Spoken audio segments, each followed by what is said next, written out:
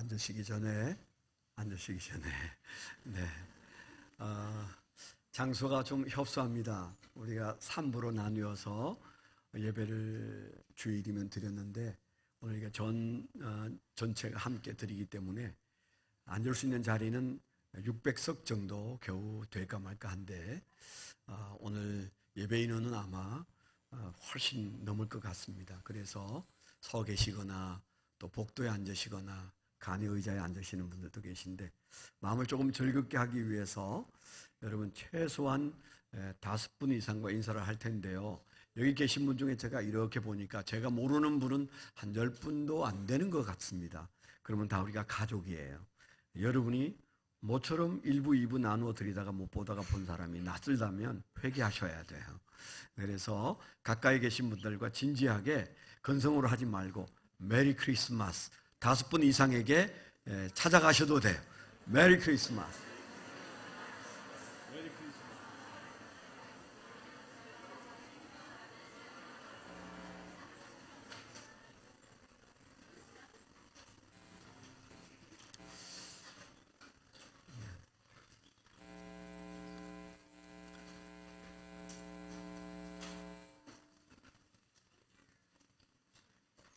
오늘 우리는 성탄절 예배에서 하나님께서 우리에게 주신 누가복음 2장 4절로 14절의 말씀을 잠시 생각하려고 합니다. 누가복음 2장 4절로 14절 말씀인데 한번 교독해서 읽을 수 있으면 좋겠습니다. 1절부터 읽을까요? 1절부터 14절까지. 그때 가이사 아구스도가 영을 내려 천하로 다 호적하라 하였으니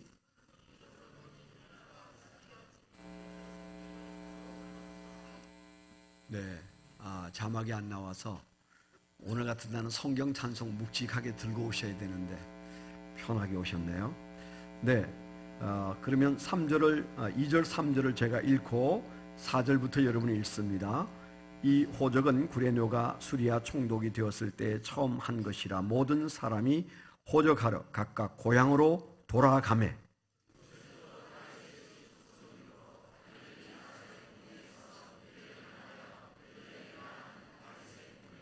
그 약혼한 마리아와 함께 호적하러 올라가니 마리아가 이미 잉태하였더라. 첫 아들을 낳아 강보로 싸서 구유에 뉘었으니 이는 여관에 있을 곳이 없음이르라.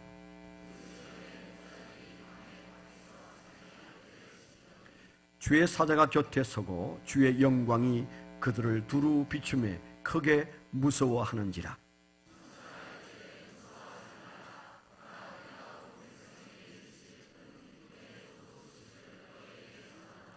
오늘 다윗의 동네에 너희를 위하여 구주가 나셨으니 곧 그리스도 주시니라.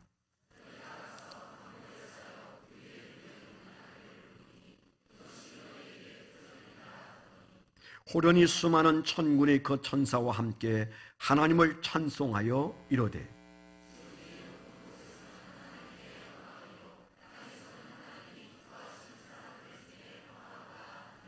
아멘, 아멘.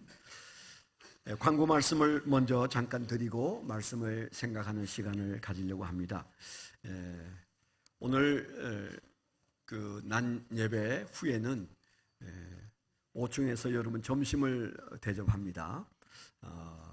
어제도 교회 밥 드셨지만 오늘은 조금 더 특별하지 않을까 그런 기대를 가져봅니다.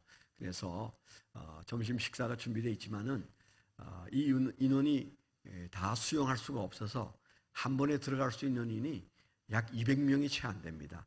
그래서 좀 많이 기다리셔야 돼요.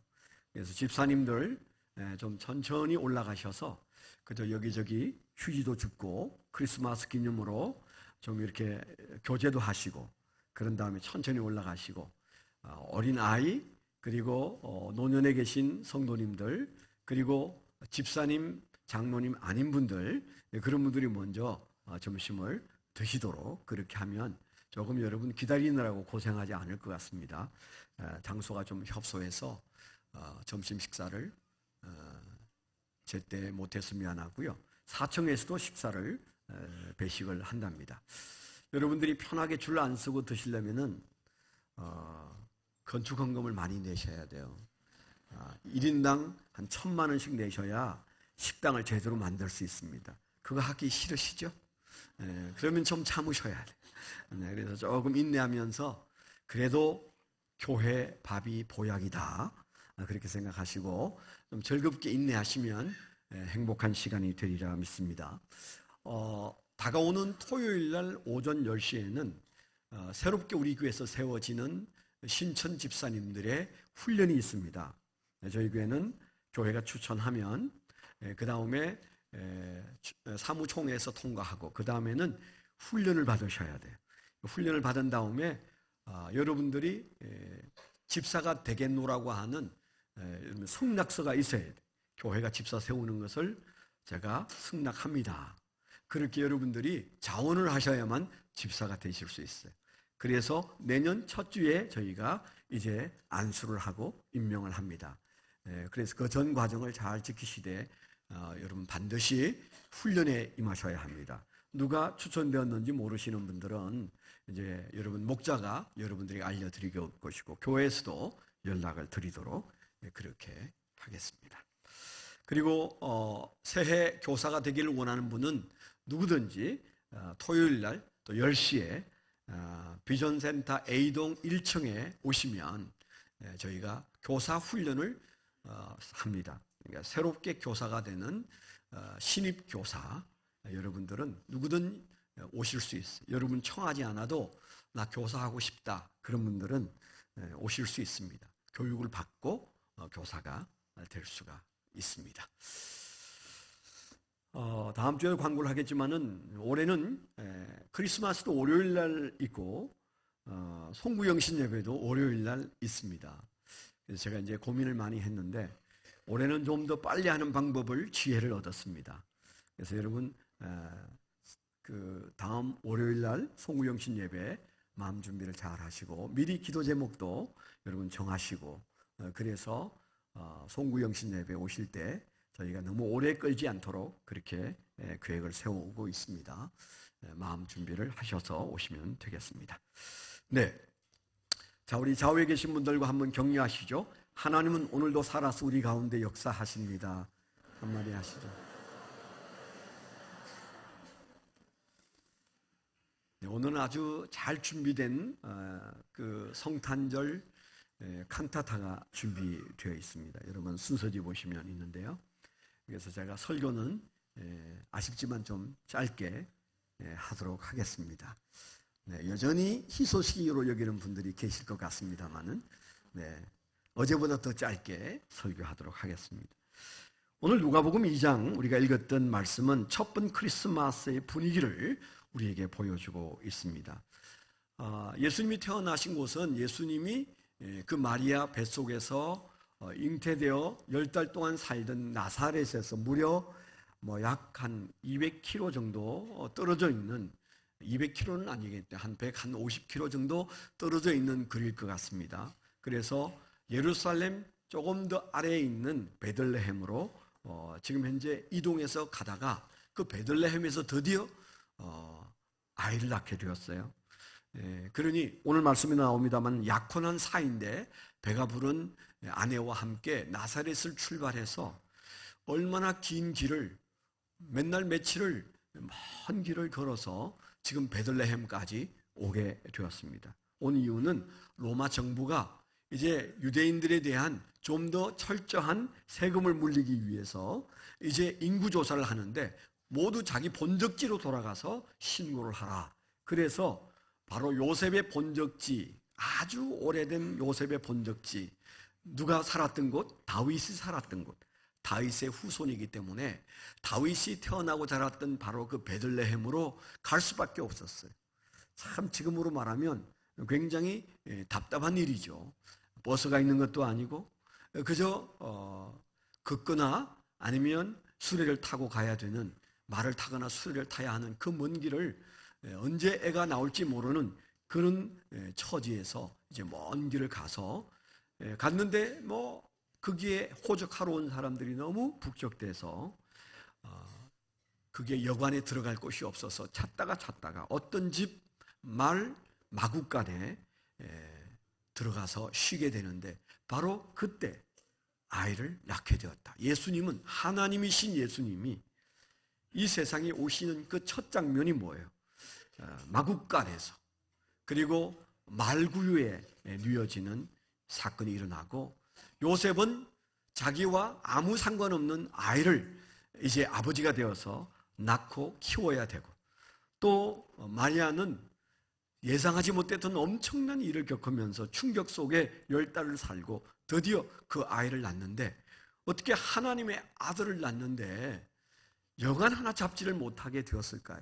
하나님이 얼마나 무관심하셨으면 뭐 호텔은 아니어도 좋은데 여간 정도는, 아니면 민박집이라도 좀 구할 수 있어야 되는데, 불행하게도 그 부부는 이제 예수님을 낳는 장소가 마구간이에요. 오늘 예수 믿으면서도 인생살이에 불만이 많은 사람이 너무 많아. 옆에 사람 한번 쳐다보세요. 저분은 행복한지, 불만이 많아 보이는지, 주름이 얼마나 졌는지. 예수 믿으면서도 세상살이에 마음이 지쳐서 딱 죽고 싶다, 그런 사람이 너무 많아. 물론 예수 믿어도 우리 인생에 이렇게 많은 고난과 시련이 오는 것은 사실이에요. 마리아와 요셉이 지금 하나님의 아들을 낳는다는 10달 전에 약속을 받고, 그건 믿고 참 수모를 겪으면서 수많은 사람들이 의혹의 눈초리로 쳐다보고 배가 불러오는 이 처녀의 모습을 보고 입을 딱 벌리고, 그런 상황 속에서도 딱 하나, 우리 같은 이 젊은 남녀에게 하나님이 은혜를 베푸셔서 하나님의 아들을 맞이하게 되었으니 축복이다, 그렇게 믿고 10달을 살았고, 그리고 그 애를 낳는 순간인데 여관도 구하지 못했다. 하나님이 아무것도 도와주지 않았다. 상황이 그렇잖아요. 저는 이 젊은, 그 나이가 얼마였을지 잘 모르지만 아주 젊은 이 청년 두 사람이 이 답답한 환경 속에서 우리에게 절망적인 모습이나 우울한 모습을 보이지 않고 있다는 사실을 좀 주목해야 된다고 생각해요. 적어도 오늘 이 시간 우리가 예수님을 기념하기 위해서 오셨다면 좀 부끄러운 줄 알아야 돼요. 하나님이 손 하나 까딱 안 도와주셔도 그들은 그 마구간에서 예수님을 낳고, 그리고 말구역간에 눕히고, 그리고 하나님 앞에 영광을 돌리면서 그 아이를 순산했습니다. 그리고 행복해했습니다. 그들의 마음속에 평화가 있었어요. 오늘 우리가 예수 믿는다는 게 뭐예요?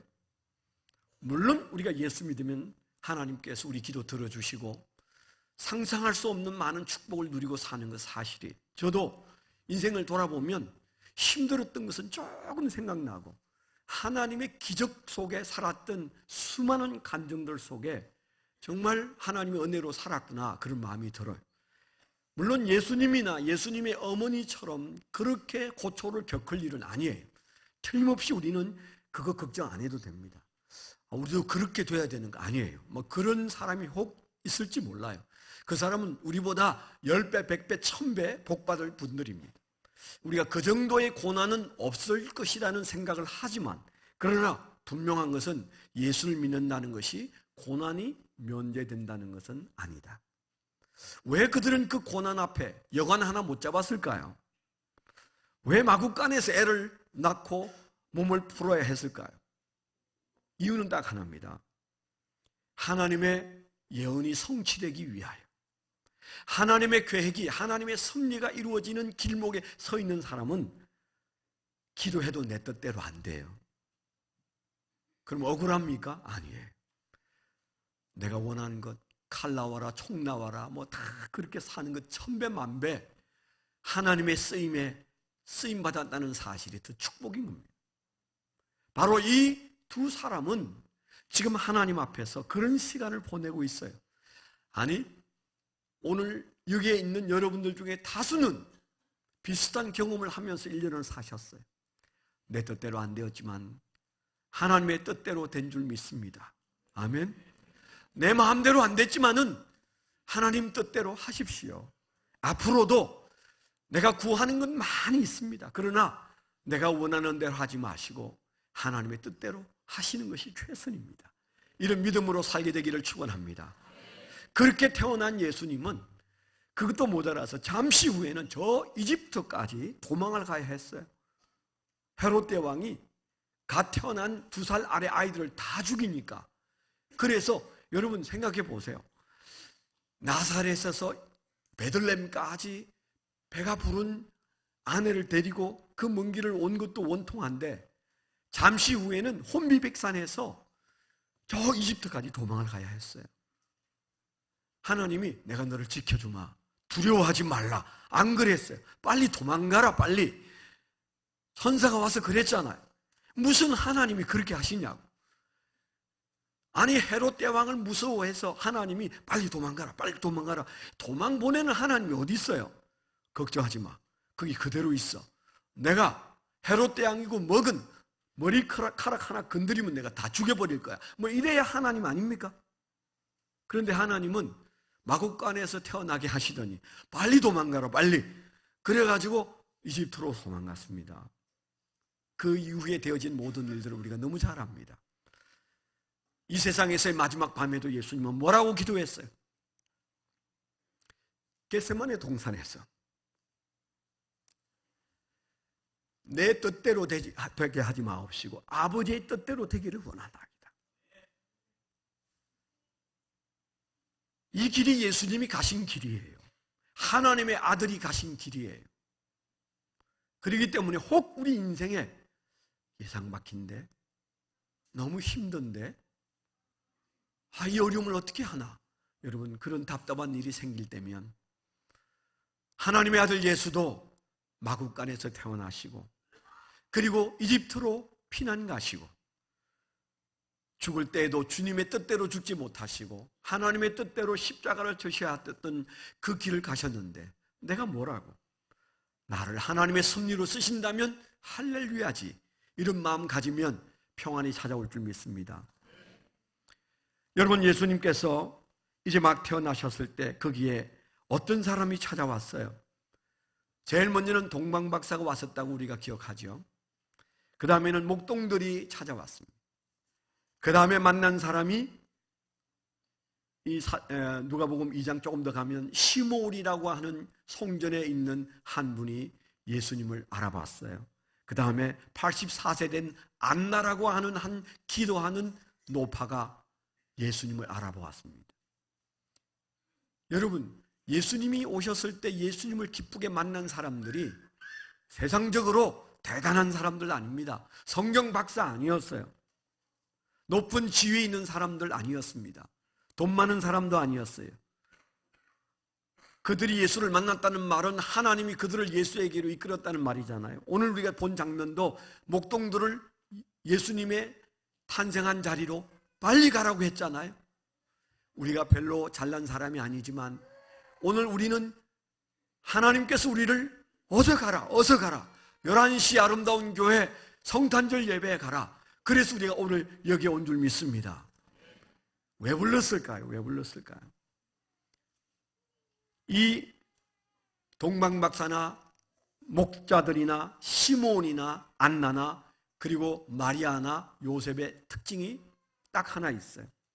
그들은 세상을 쳐다보고 있지 아니하고 하나님을 쳐다보고 있었다는 것입니다. 하늘의 징조와 변화와 하늘의 음성을 바라보는 사람들이었어요. 우리가 이 세상에 발을 딛고 살지만은 우리의 눈이 하나님의 뜻을 향하여 있을 때 우리에게 뭐가 찾아와요? 예수 그리스도가 주시는 평화가 찾아오는 줄 믿습니다. 1년 동안 여러분 사시면서 여러분 인생에서 잘 풀린 것도 있지만은 여전히 힘든 것도 있었어요. 그래서 더러 수없이 마음의 평화를 놓친 적도 있습니다. 그런데 오늘 말씀에 보니까 예수 그리스도가 평강의 왕이라고 말씀하셨어요. 우리가 지난번 살아온 인생에서 우리는 얼마나 좀 더 행복해지기를 원하셨어요? 지금 세계에서 가장 불안정한 나라가 어딜까요? 대한민국입니다. 미국의 국방부 장관이 어제 뭐라고 그랬어요? 미국 군인들을 방문하면서 한 말이, 지금 한반도에 먹장구름이 몰려오고 있다. 그들이 볼 때, 세계 제일 강국의 국방부 장관이 볼 때 깜깜한 밤처럼 구름이 몰려가고 있는 곳이 대한민국이에요. 근데 여러분의 표정은 안 그렇습니다.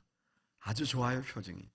예수 때문에 좋은지 아니면 뭐 때문에 좋은지 잘 모르겠어요. 예수 그리스도를 믿고 좋아지기를 축원합니다. 세상이 온통 걱정이에요. 그런데 먹장구름이 몰려가고 평화를 위해서도 우리는 지금 전쟁할 준비를 완전히 마쳐야 된다. 아직 미국 가족을 철수시키지는 않지만 사실상 철수 준비는 다 끝났다. 이렇게 말했잖아요. 근데 왜 이렇게 평안하시죠? 라면도 하나 안 사다 놓고? 그게 무모한 낙관주의면 참 걱정이 많은 백성들이에요. 우리가 무모한 낙관주의가 얼마나 우리를 불행하게 하는지 잘 알아야 합니다. 기독교는 낙관주의 아닙니다. 기독교의 진리는 항상 우리는 언제 이 세상을 하나님께서 뒤집어 엎을지 모르는 그런 경계에 서 있어야 돼요. 남과 북의 문제도 예수 믿는 사람들은 긴장해야 합니다. 그러나 평화 없는 이 남과 북, 평화 없는 이 전쟁터 같은 우리의 경제 상황, 평화 기약 못하는 건강 문제, 평화를 약속할 수 없는 교실, 문화, 우리는 온통 평화가 어지럽혀져 있는 나라에 살고 있지만은 오늘 우리가 본 말씀에서 뭐라고 그랬어요? 평화에 목말라 있는 우리에게 그런 것들을 해결할 수 있는 길이 딱 하나 있어요. 예수 그리스도이십니다. 왜 그렇습니까? 많은 평화의 약속 중에 하나가 아닌 평강의 왕이세요. 예수 그리스도가 바로 그 평화의 왕이십니다. 그분 붙잡고 있으면 우리는 웃어도 됩니다. 그래서 장례집에서 울다가도 웃는 사람들이 예수 믿는 사람들이에요. 안 믿는 사람 보면 미쳤죠. 장례식장에서 울다가도 웃는 사람이 예수쟁이라니까요.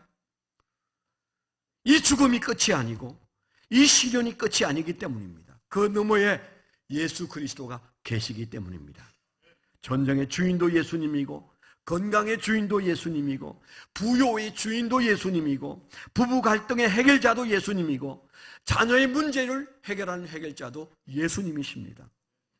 그런데 이 평화의 예수님이 오실 때 딱 따라다니는 또 다른 하나의 단어가 있어요. 그게 뭡니까? 하나님께 영광. 인간에게는 평화. 예수님이 오심이 가지고 있는 의미 중에 두 단어가 함께 붙어 있어요. 그 말은 다른 의미로 우리가 예수 안에서 평화를 누리길 원한다면 우리는 하나님을 영광 돌리면 됩니다. 오늘 예수님 오심을 진실로 기뻐하고 하나님께 영광 돌리면 여러분 평화는 우리가 생각조차 할 필요가 없어요. 그분이 다 우리의 평화를 책임져 주실 줄 믿습니다. 기도하겠습니다. 하나님 아버지, 세상 사람들이 볼 때는 대한민국에 먹장구름이 와서 한치 앞을 내다볼 수 없는 혼란과 두려움과 전쟁의 위기가 우리 안에 있고 우리는 바로 그 코밑에서 오늘 성탄절 예배를 드리고 있습니다. 무서운 폭탄 한 발이면 우리의 터전이 무너지고 우리가 내일을 기약할 수 없는 이런 환경 속에 있지만은 주님, 저희는 우리를 사랑하시는 예수 그리스도의 평화가 우리를 지켜주실 것을 믿습니다. 대통령을 믿을 수는 없어도 미국을 믿을 수는 없어도 우리가 믿는 우리를 위해서 이 세상에 오셔서 기꺼이 죽기까지 사랑하신 예수 그리스도의 평화가 우리 심령의 평화와 우리 가정의 평화와 이 교회의 평화와 그리고 이 나라의 평화를 책임져 주실 줄 믿습니다. 주여, 우리가 온전히 하나님을 영광 돌리기를 원합니다. 예수님 이름으로 감사하며 기도드렸습니다. 아멘.